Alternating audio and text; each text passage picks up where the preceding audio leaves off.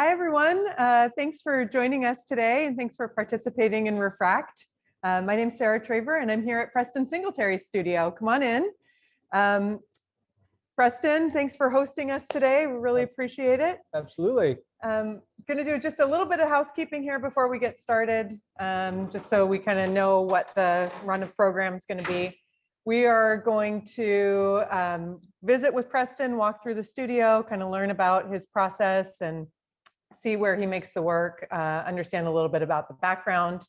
And then at the end of the program, we'll sit down and we'll have some time for question and answer. We have all of you with your videos off and your mics off, and we'd love to keep it that way just so that the main video stays with us, walking through the studio. Feel free to drop questions into the chat throughout the duration of the tour. And then at the end, we'll go through and answer as many of those as we can. Yeah, and we'll go ahead and get started.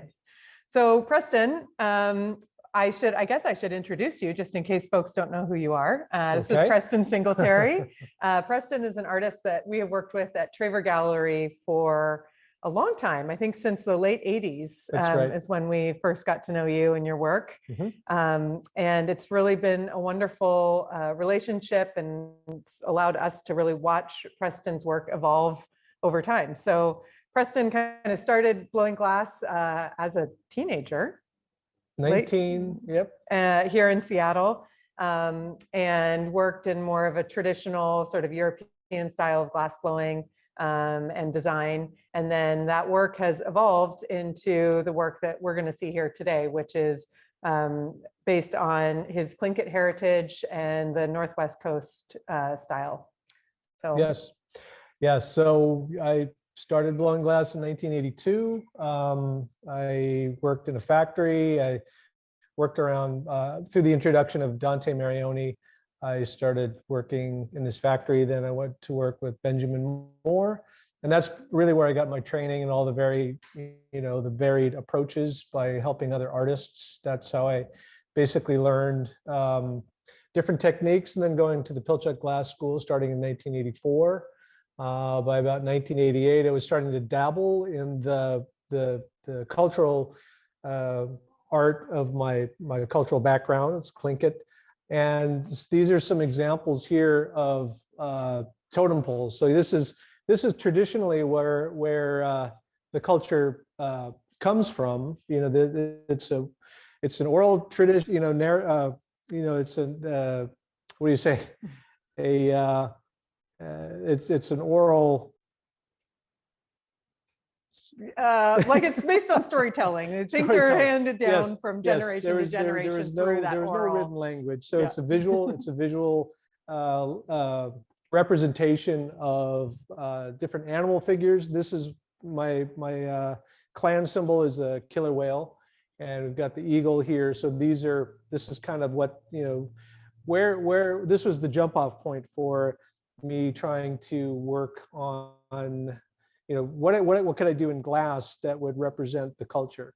So to kind of quickly run through the studio, I'll show you first the glass shop, which is not being used at the moment, but I have one small furnace here. This is the furnace that contains the glass. It's only about 200 pounds, and so I make most of everything that I do is made here in this shop. This is the glory hole. This is the working station that we reheat the glass in. All the different tools and some molds that I've made. Some of these pieces or these forms are carved from wood, and then I make these steel molds, and I can pour the glass into it. And I can use these, incorporate them in larger sculptures. So pretty much all the hand tools are pretty traditional glass blowing tools. What are these colored pieces up at the top here? So this is how we apply the color in my case. So what I'm usually doing is creating layers of color.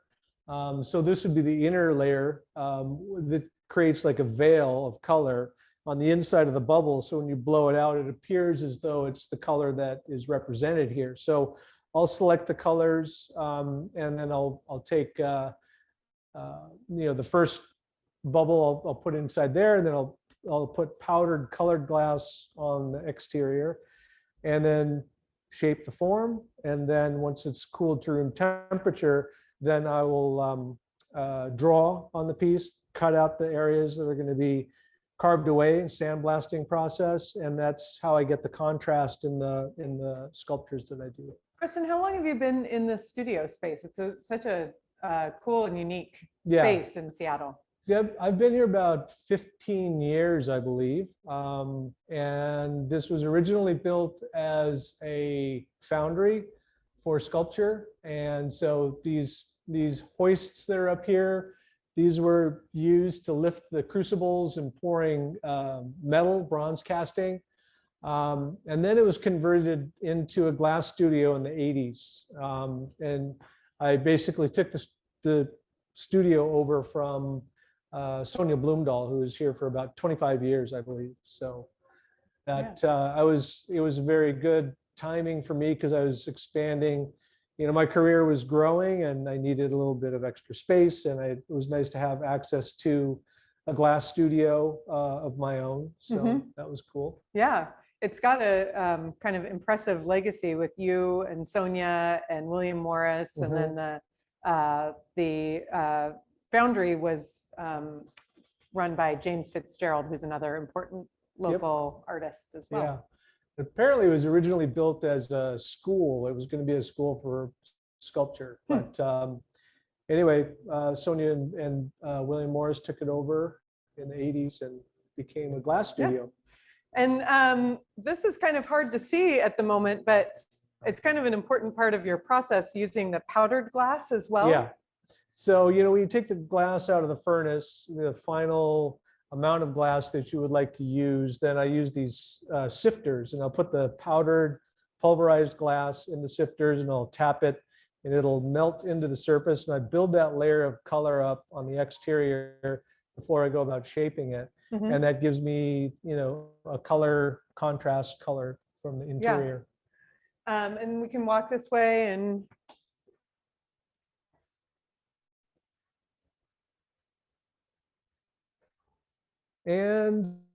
so, yeah, a lot of these pieces are, these forms have already been covered in this green rubber tape. And so this is basically how I create the proportions of the design around the form. So this is, obviously it's been blown, it's been cold worked, and now it's going through the designing process. So I'll draw half the design here, and then if it's a symmetrical design, then I'll transfer it over to the other side with just tracing it and then putting the lead line down. And then what I do here is I'll actually kind of go back over it and sort of re-emphasize the line that I would like to be cut. Steady hand. Sometimes. I have my morning coffee here, so sometimes I get a little shaky. So how did you learn to do the form line design? Is that something that you kind of knew when you started blowing glass, or is that something that you had to learn in order to execute this work? Yeah, I started dabbling in the design work in 1988. I met a guy named David Svensson, who became a really important friend and mentor to me, and he had spent many summers up in Haines, Alaska, working with the carvers, and he's actually the one that carves these larger totem poles for me. So it's a collaborative process. When I'm doing that, I'll often give him a rough sketch, and he'll kind of interpret it, and then he'll, but the narrative is always something around that, a personal story or whatever that I would like to iterate through the form. And so, but yeah, at first I copied things out of books, and I really kind of self-taught. And then I started taking workshops with people who would teach the form line design. So I'd understand the balance and the proportion and the details to make it look like Northwest Coast art. So this is my own composition. This is going to be a shark. You can kind of see here those teeth. And so this is a pretty new piece for me. This is a new form. So this will be probably take another few weeks to finish, and then it'll be photographed and bring it down to the gallery. And so how many people work on your team with you here? Typically, I have 3 people. Well, I have 4 people that help me. Celine is working. She's my studio manager. So she handles all the correspondence. And then I have Britt, who usually helps me with the cutting of the stencil. She's got a really great, technique and she's worked with me for about 15 years as well. So she knows my style and she knows the details. And we've worked out a lot of the details, around the covering of the piece with this green tape, and then the drawing and the cutting. I have Sean is my glass blowing assistant, but he's also kind of he maintains the shop, and he's really good with building and welding and what have you. So he takes care of all the furnace and all of that. And then I have Terry, who works in the blasting station. So once these pieces are cut, so here's an example of a piece that is actually cut and ready to be sandblasted. So you can see the green tape has been removed, and then it's exposing this color. And this is the area that's going to get carved away. So this will get carved through that top layer of powdered color, and then it'll reveal a color underneath. Okay, so that's like, so when we were in the glass blowing studio, the color underneath would be the cups that we saw up above the bench there, and the powdered color is what you sift on after onto the you get surface. Okay.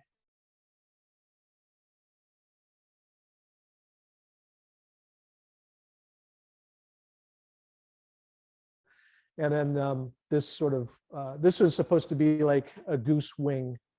So this is kind of a stylized wing, and it has lots of different kind of, features that create the design system. Beautiful. How do you think about the narrative elements to the pieces? Do you kind of work that out thematically? I know when you've done shows with us, oftentimes those shows kind of center around a particular. Is that something that kind of transfers over to the work generally? And yeah, I mean, a lot of the forms are, relate to stories or mythologies that date back, hundreds and maybe thousands of years. And so often they represent like an eagle or a raven, or some sort of oyster catcher bird, or a mountain goat. There's all kinds of different animal symbols within the cultural style. And so, and they kind of do refer back to either crest symbols, which represent certain families, or it could be, some element of a story. And so what I've done is, this is obviously very non-traditional. This is kind of an abstraction, I call it. This is kind of one way that I work. These forms here are obvious, hat forms, which would have been traditionally made out of basketry. But when you turn it upside down, it becomes a bowl. So, you have this opportunity to present it in a new way. And with the sandblasting process, actually creates this really interesting shadow effect. yeah, this is actually a great example. I mean, this is going back to a form that you've worked with really since you started working in this way. And really, I think a great example of how you use the glass uniquely to represent these, the Tlingit style. And so like in this case, once this is sandblasted, the transparent glass, when a light goes through it, it actually projects an image of the design onto the surface below it, which is pretty extraordinary. Yeah, I mean, this for me was really the first form I explored in terms of making a, I mean, to me, it looked like a bowl. but I also recognized that it was kind of a hat. So as a glass blower, that kind of was the first thing that kind of occurred to me. And, then there were cylinders and there were bowls that I made. And then when I started to expand and work more sculpturally, I found a lot of opportunity to explore different ideas and concepts around it. And also allowing kind of a modernist sensibility to come into the work, something that, since I didn't go to art school, I kind of, read books and looked at different art to, for inspiration. And so I was also looking at other Northwest Coast artists and what they're doing and how they're taking this form line style into new levels. Recently, you've been doing a series of cast glass pieces in the Czech Republic, and there's a couple examples here that we could take a look at. Yeah. So these are all. This one is glowing pretty nicely right now. This is another narrative. This is Fog Woman. So there's a story about this woman from the sky world that was married to Raven, and so apparently, he was given permission to marry her, and that he was instructed to take care of her and always respect her. And it was a time of famine, so it was really hard times. And she started to take this cedar bark and was kind of fiddling with it, and Raven got really angry with her. It's like, why was she wasting her time with this useless activity? Well, she made this basket, and then she went to this river and dipped it in the river, and then these salmon popped out. So you can see the salmon here inside the basket, and she had taken enough. She was tired of Raven being abusive, and so she walked away. And as Raven chased after her, she turned back into fog, and then she went back up into the sky world. So that's what this sculpture represents. It's an old story that is part of the the tradition of mythology, storytelling, and but also embedded in these stories are lessons. So obviously, be respectful of your wife, or of women in general. So there's a lot of these kind of symbolisms and metaphors that are embedded in these stories, which we're starting to think about more and more these days. Yeah. Can you talk a little bit about the process of a piece like this, because it's quite different than the blown glass pieces? Yeah, so this is carved from a piece of wood, similar to the totem poles that we were looking at, and it was carved out of red cedar, and then I send it to the Czech Republic because that's where they have extraordinary craftsmanship, and they're very well versed in making these larger castings. And so they cast these forms over in the Czech Republic, and it's basically creating a master mold that is akin to bronze casting. And then they make a wax positive. So this becomes a wax form, and then plaster is cast around it in a block, and then the wax is melted out. And then it's left with this negative space, this negative form. And so then it put glass on the inside of it and melt it into the form. So it's a very, it's kind of a simple explanation, but it's very time consuming and very technical. Science begins where you have to understand a safe way so that the glass is stable. That the bigger the glass is, the longer it takes to cool. And so it stays in a kiln for that amount of time, and the temperature is brought up slowly and brought down very slowly. Yeah, so this piece is probably in the kiln for about 4 weeks. Yeah. And how much does a piece like this weigh? Boy, this one probably weighs about 200 plus pounds. Yeah.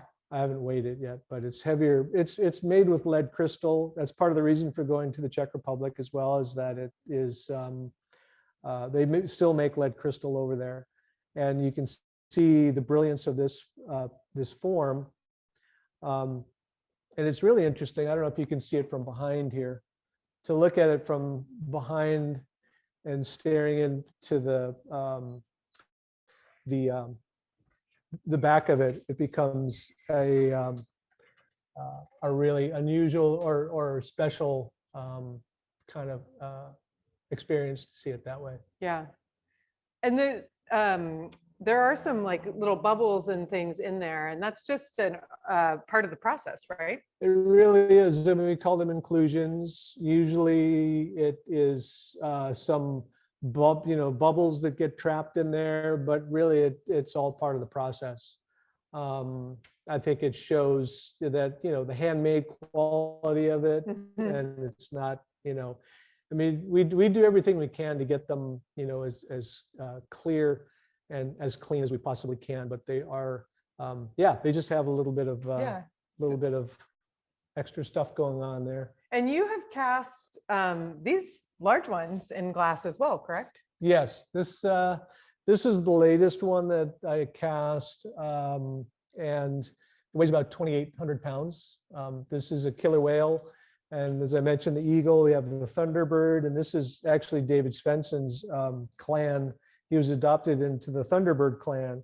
And so in a lot of ways, he's been given all the rights to carve in this style. He's been trained in this way by, elders. And so because he's, very talented at it, he really, he honors the tradition quite well. Should we take a look at the Sandblasting Studio?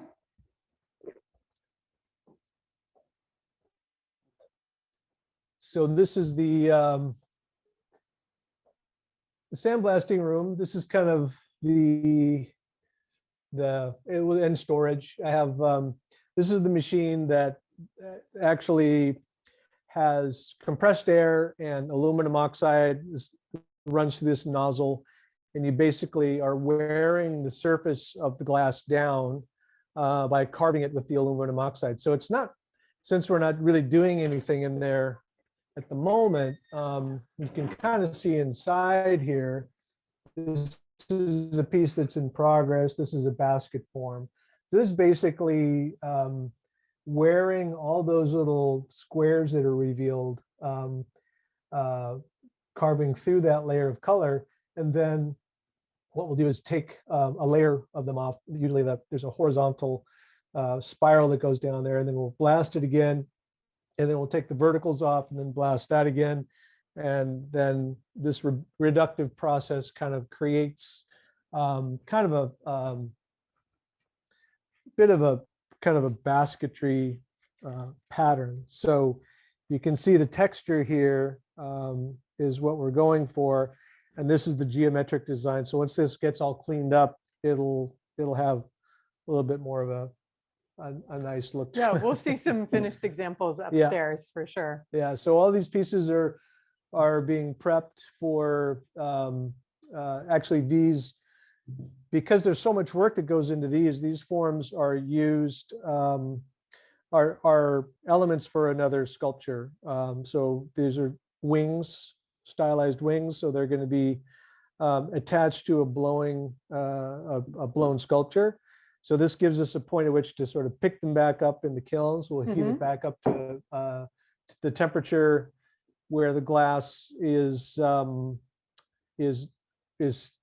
going to crack, and then we can pick it up and then reheat it and then stick it onto a form. So you can be blowing something in the studio and then use these elements to add on to that blown form. Yeah, I have a lot of little figures here that have been worked, and these figures will be attached to other objects depending on the design. And then so sometimes what I'll do is I'll make variations of a particular design or a figure, and then I'll incorporate them in a couple of different ways. And what about is the work that's behind you here? What's Well, these are all forms that have been blown, and they have all the the layers of color. And so when I'm building a show, typically what I'll do is I'll have a lot of these objects, I'll pull them out and kind of group them together and make sure that they have a nice sort of variety. And then sometimes I'll go in specifically with ideas about how to build a show, but sometimes these pieces will fill out the selection of the show. wow. Yeah. So, and then, just in the matter of exploring different shapes and sometimes I'll experiment with something and it'll sit on the shelf for maybe a year, and then finally I'll pull it out and say, okay, I know what to do with this now, and I'll work on that piece and incorporate it either into a show or send out to different galleries that throughout the year. Yeah. You have a major show up right now at the Smithsonian Museum of the American Indian.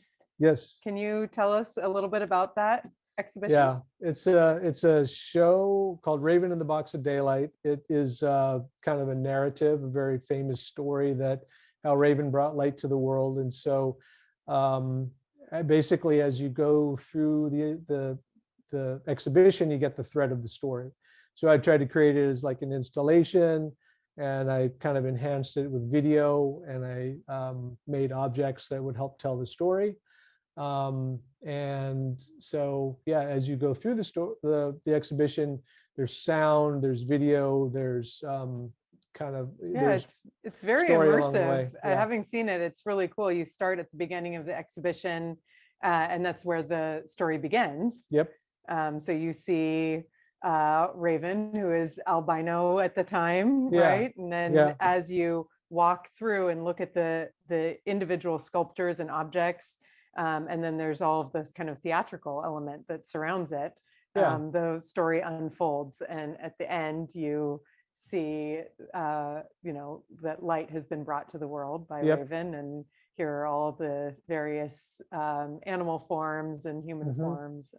Yeah, it's like, so with the breaking of the daylight, the people were in darkness, and so what happens is that some of them scatter off into the woods and they become the forest animals. Some of them jump into the sky, they become the birds. Some of them dive into the water and become the sea life. And so the people that remained where they were, either bewildered or standing up strong and proud, and became the human beings. And so over time, those animal symbols were adopted to create to represent families. So that's where the crest symbol comes into play. And so you have like shark and killer whale, and you have all varieties of different clan symbols there. Yeah. Let's walk upstairs and see some finished pieces.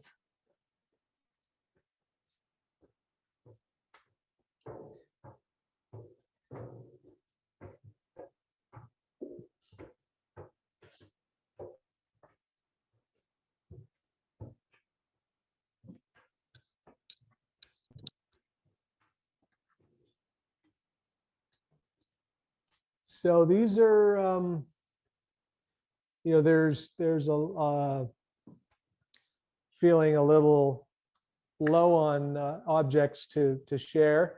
I just been having a pretty busy year, but there's a few pieces here. Here's the first iteration of that piece that we were looking at downstairs. This is kind of how I kind of work in sort of batches. Like I'll try a piece, and then I'll maybe do a couple of them, and then select the one that I think is really good, and I'll put that into the show. So that was the first iteration of that. Some more of the cast forms here, and kind of like the idea of the making things that are traditional objects, the bowls and the dishes and rattles and things like that. So this is kind of more of a traditional form here that is blown. And then a few of these other things like this. This is kind of a rattle, obviously with a handle here. And then this piece is kind of inspired by a grease dish that would be used to actually eat from, or maybe it would have fish oil or seal oil that would be you would dip fish into, to give it extra flavor. Yeah. So looks like there might be a couple examples of collaborations here. You do oftentimes collaborate with other artists. Yeah. There's times where I work with other indigenous artists. This one in particular, this is actually, unfortunately, it's got a crack in it, but this is a piece I made with Raven Sky River. And this is obviously utilizing his skill and talent as a sculptor. And I suggested to him that we try to make this skate here. And I was able to ornament it a little bit with some of my design work.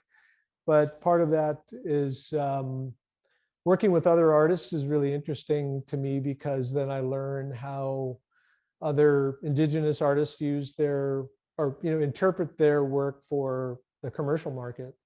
And so these collaborations are kind of, give me a lot of inspiration to think about. You've worked with Aboriginal artists. Yeah. I know you've done some collaborations with Tammy Garcia and other very well-known indigenous artists. And so part of that was also trying to, help raise the awareness of glass. By working with other high-profile artists. It gave me, another inroad to these collectors that were really, really passionate about Native art. And so, and slowly they became more comfortable with it. So that was almost a strategic thing that really helped fuel the indigenous glass artists. There's more, the numbers are growing, so it's pretty cool to see. Yeah, you were telling me about a show that originated in Santa Fe this year that is going to be traveling. Can you share a little bit about that? Yeah, there's a show called Clearly Indigenous, and it originated at the Museum of Indian Arts and Cultures in Santa Fe. And they featured about 40 artists, and it became a really, they made a really beautiful catalog, and it became a great document kind of chronicling the history of the Native glass art. There's about 40 artists involved, and it's going to tour for, I think the latest data I saw was like 2027. Wow. So it's going to live on the road for quite a while, and that's pretty exciting. That it'll get seen by a really broad audience. Yeah, when you started working in glass, you really were one of just a handful of indigenous artists using glass as a primary medium. And I think, you're probably going to be more modest than I will be about this, but I think you've had a huge hand in sharing that, the glass as a potential medium for expression. I mean, it took it upon myself to really kind of explore and push the sculptural style and develop it to the best of my ability. And I think that it really does create another dimension to indigenous art. So I think that that's really, I've always been that's kind of an ambassador of glass. The first summer I went to Pilchuck Glass School actually was, I met two Native artists, Larry Avacana and Tony Hohola. And they just happened to be there in 1984, the first time I ever went up there. So to me, it was sort of, I was surprised. I mean, I didn't know, but the fact that they were, had Native ancestry, and this was part of their work that they did, I thought that was really fascinating. And that probably put the seed in my head initially, Mhm. because by 1988, only 4 years later, I started to, figure out how to create these designs. Yeah. Great. Well, can we walk into your office space and Mhm. check that out? Or maybe, can you talk a little bit about some of the public art that you've been doing as well? Yeah, so this is, another exploration of technique. So this is actually printed on film and then laminated in between, sheet glass. Hmm. And so it's basically safety glass. Um, and so this was a way of creating larger murals with glass. And so there is a job that I have for Sound Transit and Linwood station, where, here in Seattle, Sound Transit is expanding. So I'll have this big mural sort of made in this kind of fashion. It'll be broken up, by the mullions that hold the glass in place, but overall you'll get to see the whole composition from a distance. I think that'll be pretty Very cool. exciting to see. And you've when it done all other comes together. large scale projects as well. I know there's a big piece in Portland that people can see. Been working on like steel and glass constructions that are water jet cut steel, water jet cut glass, and then the little cutouts in the steel are backed with glass, and so it creates kind of a large scale kind of construction. Yeah. And that's fun. So there's one in front of Climate Pledge as well in Seattle, where the Kraken play. Yep. our hockey team. And it is an octopus. Yeah. It's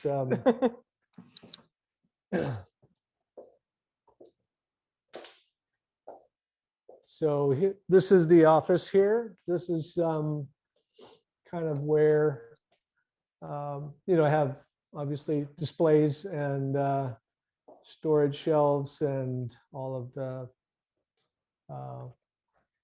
different kinds of work. These are all bronze castings. So these are, similar to the glass, but they're cast in bronze. It was a little bit easier to do bronze in the beginning. So as an exploration of, scaling things up and working with other materials, I decided to do some bronze. How do you get the color on the bronze? Is that a patina? It is a patina, yeah. So the studio that I work with in Arizona, they're really good at the coloration of the metal. And so we've had a great sort of, collaboration, try some new things, and, still trying to get it to reflect my sculptural style. So this was actually made from a blown glass form. So different from these, the obvious totem cast or carvings. This is made from a blown glass object. It actually developed a crack in it. So, so I ended up, I said, well, it's broken, but what I can do is put make a bronze version out of it and still enjoy it. Cool. And the bronze pieces, you do those at scale as well. So there's some that are 6-8 feet tall, and those actually can be installed outdoors. That's right. They're a little bit more durable for the outdoors. The glass castings have to be indoors because they're so, there's such a massive amount of glass. There's this whole, solar heat gain factor that, if the sun hits it and all of a sudden it becomes, 120 degrees and then it cools off, it might create stress in the glass. So the glass pieces always have to be inside. Yeah. And I see behind the camera here, these are some examples of collaborations with Dante Marioni, who has been a big part of your life here in Seattle. Yeah. And yeah, so Dante and I, of course, as I mentioned, he got me started in the glass in 1982. And so we, a few years ago, I've been working with him, helping him do his work for years and years at Benjamin Moore's studio. And then more recently, we thought to just collaborate on a few pieces, and these are a few of the examples that we've come up with.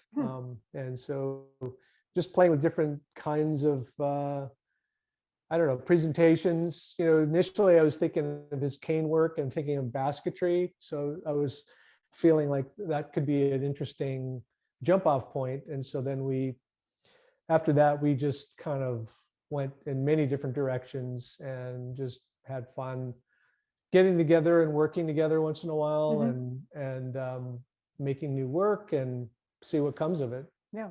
Yeah.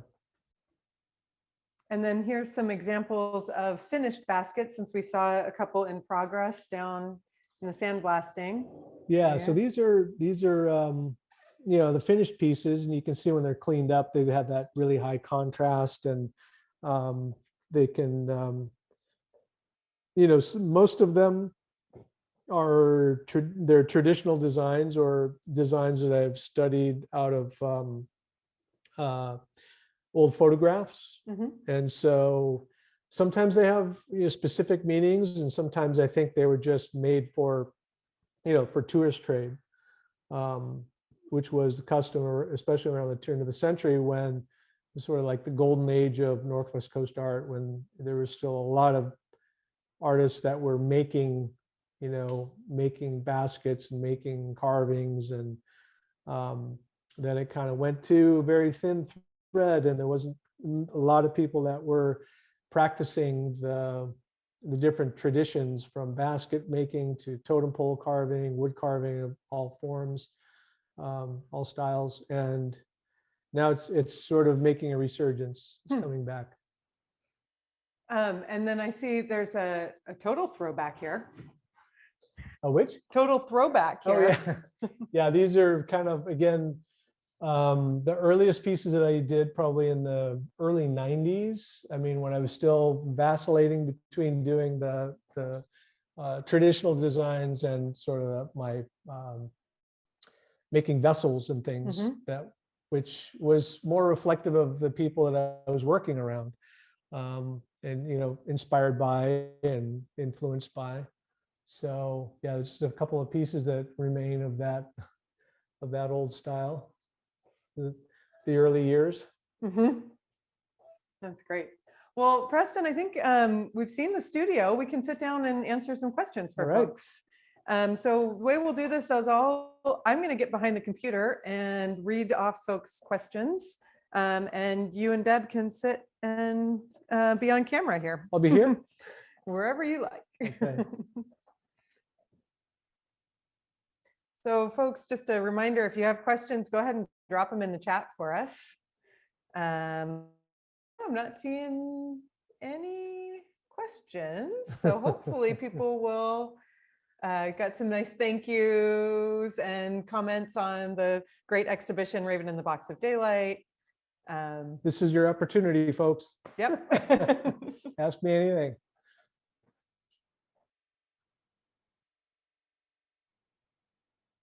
Pam offers that the show at the Smithsonian was so incredible, absolutely gorgeous. Thank you for the tour and the beautiful work.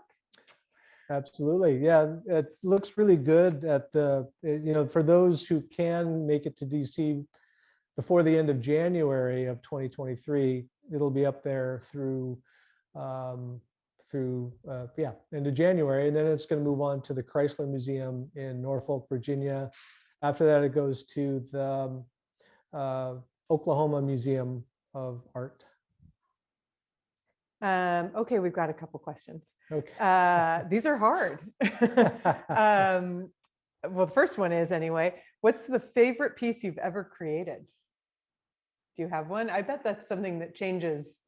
It does. That's a hard question, because I mean, I love all the work that I make. And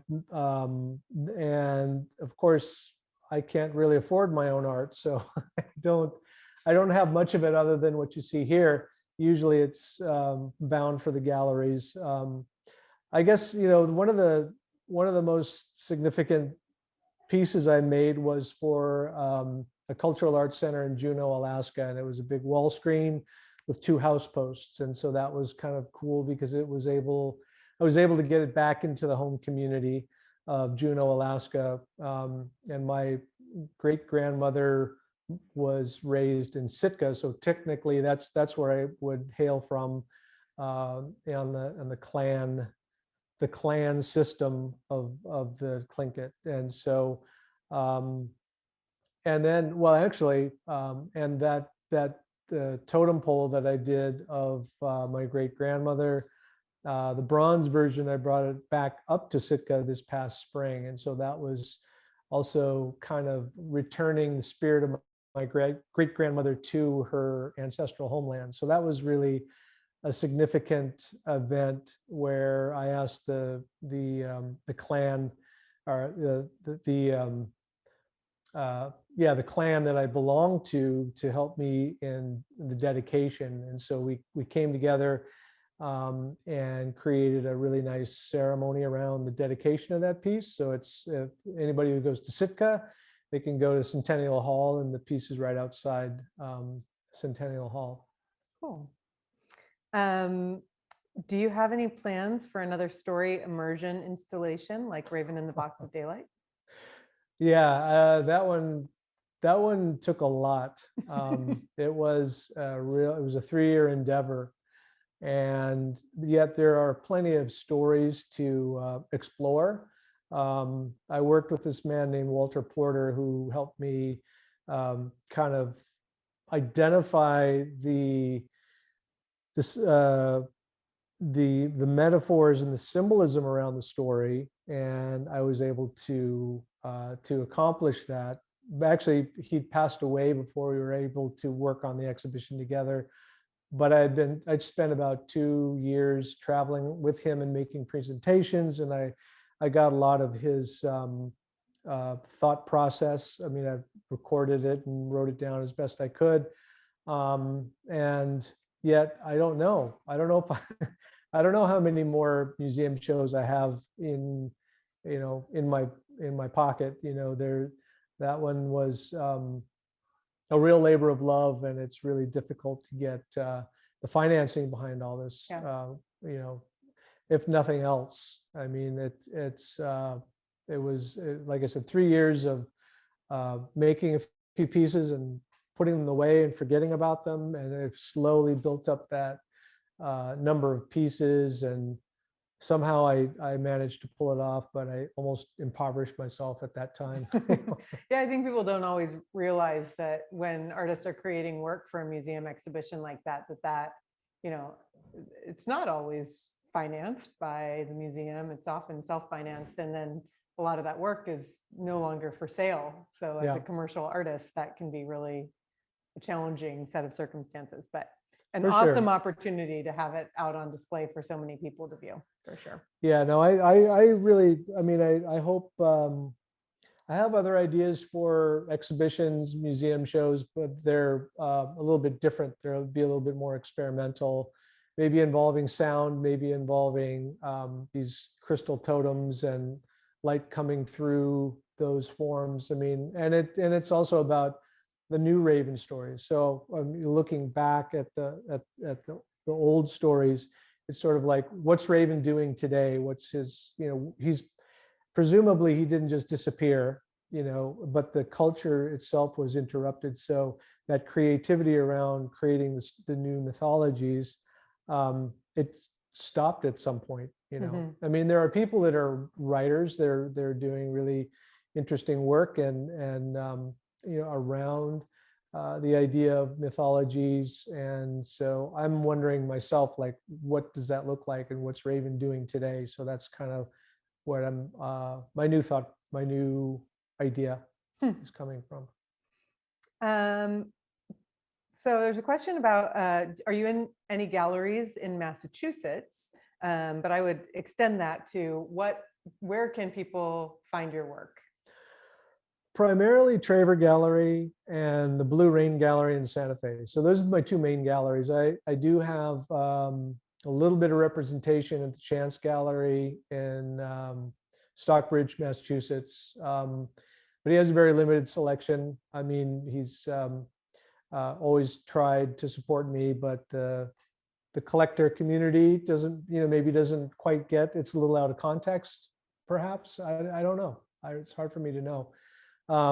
But I mean, I'm sorry, I didn't mean, Jim Shantz and Kim, wonderful people. They've really, really supported me over these years. And they still continue to represent my work to some degree. Yeah. So Seattle, Santa Fe, Stockbridge. Stockbridge, yeah. Cool. Did you think you would become an artist when you were a child? Well, I wanted to be a musician. That's as the story goes. I thought that I would be a professional musician on some level. Which you are. It's right now, it's an elated hobby. It does. I have a 10-piece band that I currently run. We play 4 or 5 times a year, but we do record music. We make all kinds of, we have lots of new music that we're developing, and we've recorded 5 albums of music, 4 triple albums. We make vinyl. We make, but long story short, yeah, there was the music always, but then I didn't really know that I would, glassblowing in the beginning for me was kind of a job. It was kind of a day job, so to speak, and that supported my music habit, and when I realized, I was getting to the point where I didn't think, my band was going to get discovered, I always say I fell back on my art career. So in a way, that's kind of how it worked. But, in a way, it was also one of the most fulfilling things I could have done in terms of a path and a career, because it really sort of brought a lot of introspection and exploration.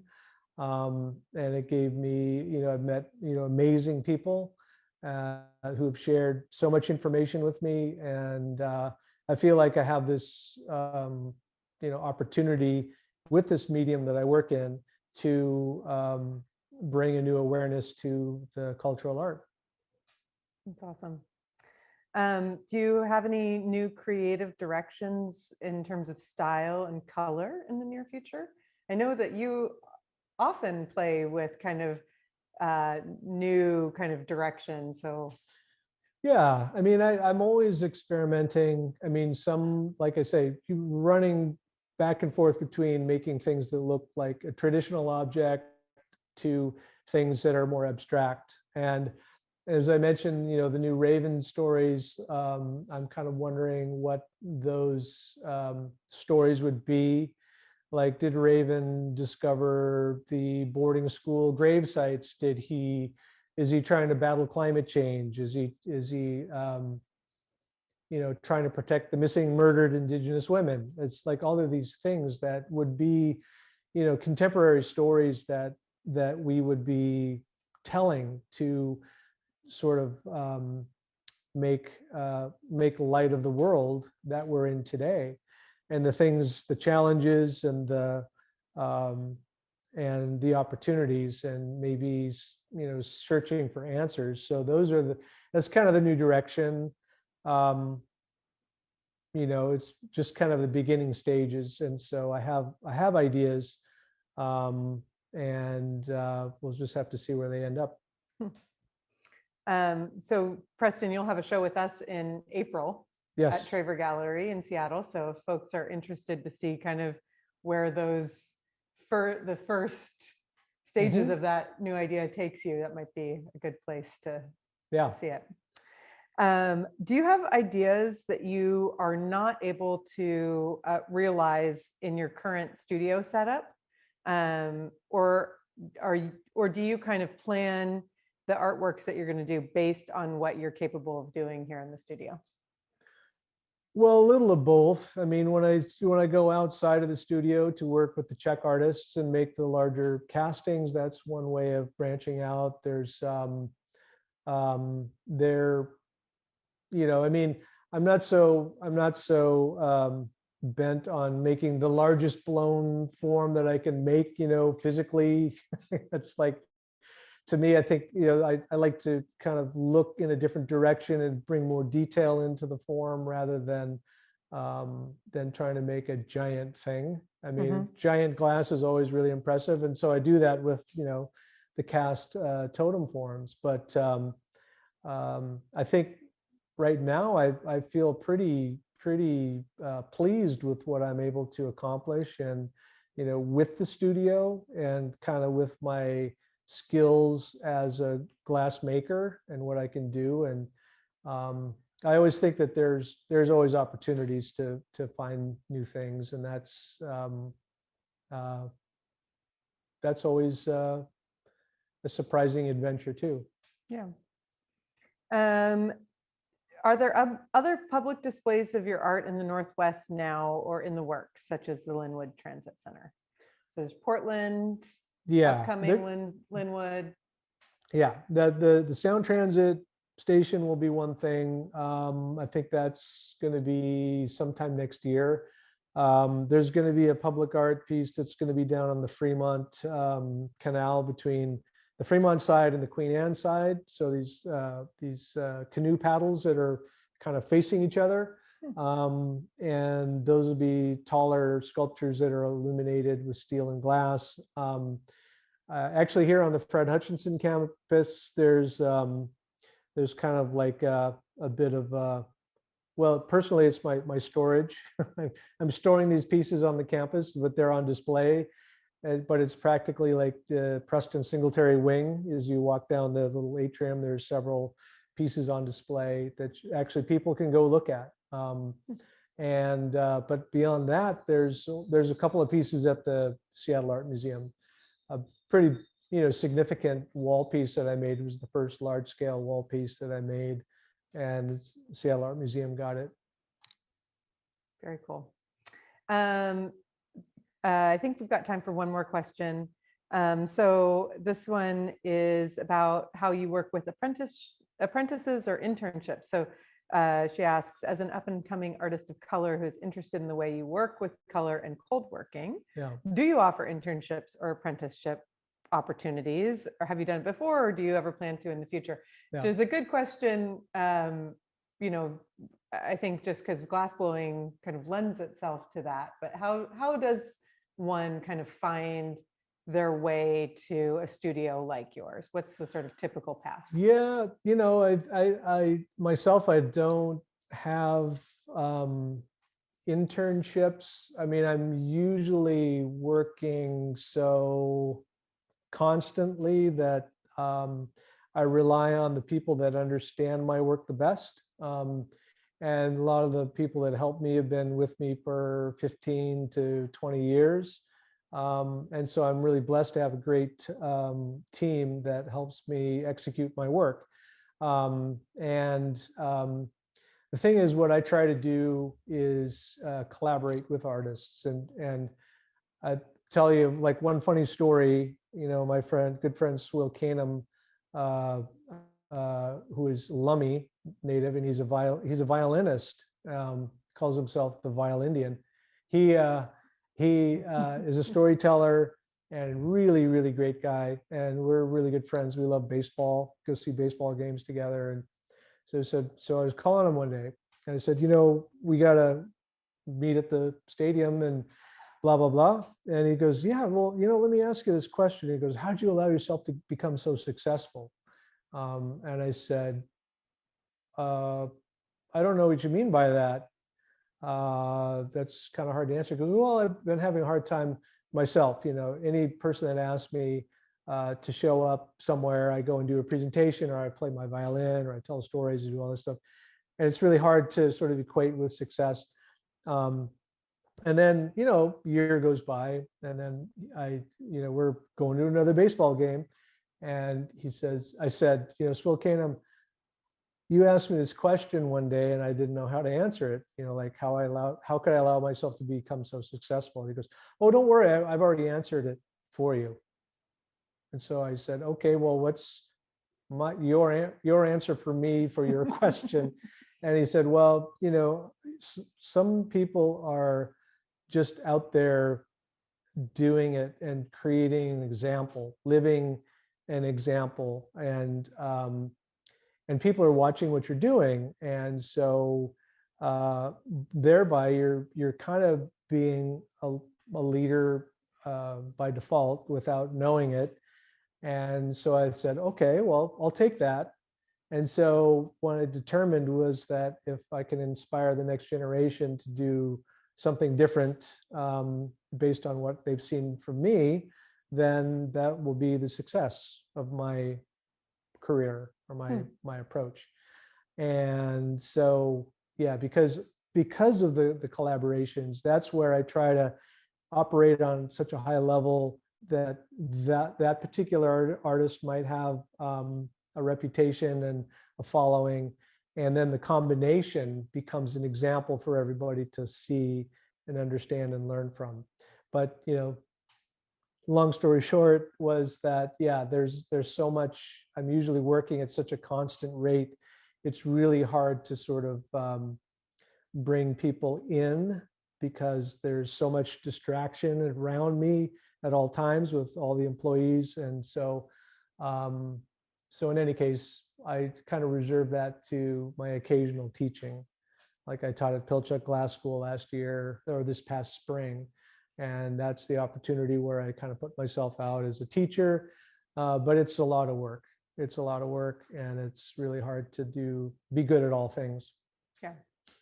Thank you so much, Preston. This has been an amazing opportunity to hear about your work and your studio, and just really appreciate you inviting us in and sharing it all with us. Absolutely. And thanks to everyone for joining us today. It's really been a pleasure, and I hope you all enjoy the Refract programming and come check us out in person too.